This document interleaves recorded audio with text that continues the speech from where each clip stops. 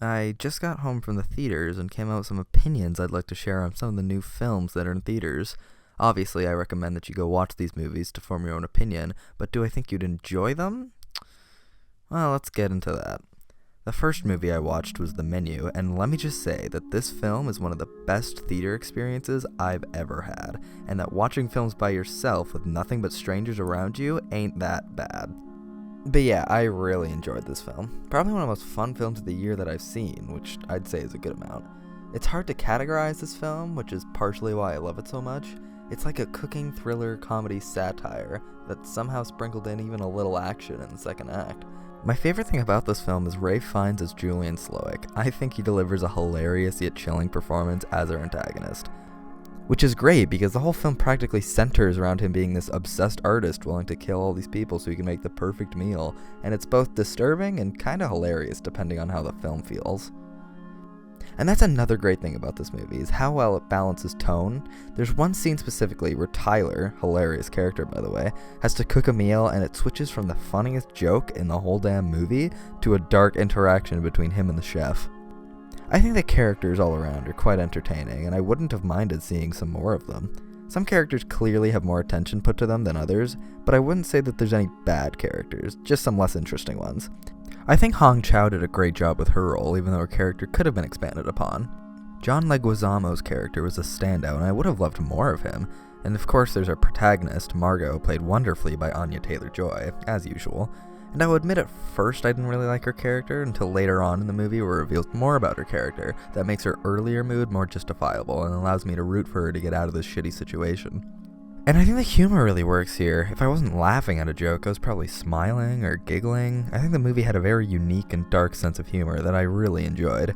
Honestly, I don't have much critiques. I will say the pacing dipped a bit in the second act and the action scene was kind of a bit jarring, but it was practically over before it began, so I didn't mind too much. Standout scene for me was the climax, which was simultaneously hilarious and somewhat beautiful because of what it had to say about creating art and not making soulless art just because it's what you're meant to do. The whole film you watch Julian make all these meals that snobs like Tyler will enjoy, but Julian clearly doesn't have fun making these, and there's nothing wrong with enjoying something as simple as a cheeseburger or a kinda dumb cooking thriller movie. And that message personally connected with me, which is another major plus. All in all, a wonderful watch that I'd give a 9 out of 10. And then I watched The Whale, and oof, this was a rough one to watch. Gathering my thoughts on this movie was very difficult because I couldn't tell if I didn't enjoy it because I felt sad or because it wasn't very good.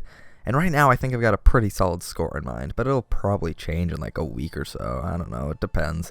But yeah, I'll start with some positives, which there are a few. I'll start with my biggest positive, which is the acting, and god damn is the acting phenomenal. Nobody ever took me out of it, and I'd say all around fantastic jobs. Sadie Sink did great as Ellie, and I mean this in the best possible way, but she was a massive fucking bitch and it was great. Not in an entertaining way per se, like Regina George from Mean Girls. I don't know why that was the first thing I thought of, but in a realistic way, like, goddamn, I swear I've met some people like this, and they are horrible. Like, damn, Sink really nailed this one. Some of her actions are fucking horrible, and you can't help but feel bad for her mother for having to deal with her. I feel bad for myself having to watch her in this movie, like, what the fuck? But it's a major plus for the film. Hong Chow did great as Liz, and I will say that I wish I just had more of her in general. Like, she had a lot of screen time, but most of it was just helping Charlie, and I would have loved more of her grief regarding her brother's suicide. But what we have of her is pretty good.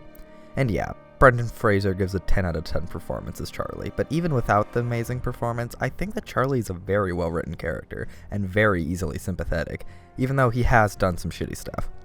And other than that, I think the score is really good, with one scene as a standout, which is coincidentally well, I wouldn't call it my favorite, but most impactful scene in the movie, which was him binge eating after the pizza delivery guy saw what he looked like, and the best way I could describe the scene was haunting, and the score definitely contributed.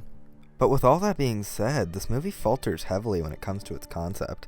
The entire film is just, hey, look how sad this guy is, don't you feel bad? Are you gonna cry? Are you crying? Oh, come on, cry! God, it felt like the movie was beating the shit out of me with sadness, and not in a good way. I came out of this movie not feeling moved by a message of people being amazing, which I felt was what they were trying to say to me, or even to treat those with eating disorders better. I just felt like shit, which is the last thing I want from a film. Charlie, in tears, saying that people are amazing didn't feel as powerful as it could have if it was built up more, if they showed us more people doing kind things out of the kindness of their heart in a massively shitty situation. But no, it's just one sad thing after another. People being nice in this movie wouldn't have worked if the theme was about fat phobia, but that theme doesn't work either because as fat phobic as some of these characters are, that didn't feel like the focus of the film. Like, the ending is Charlie standing up and walking over to Ellie, and as beautiful as the scene is shot and edited with the score, to me it felt hollow. Because, why? What's so important about him walking over to Ellie? Is it finally him trying to connect with his daughter and putting in the work? He's been doing that the whole film. If anything, it should be Ellie trying to connect with him, not Charlie.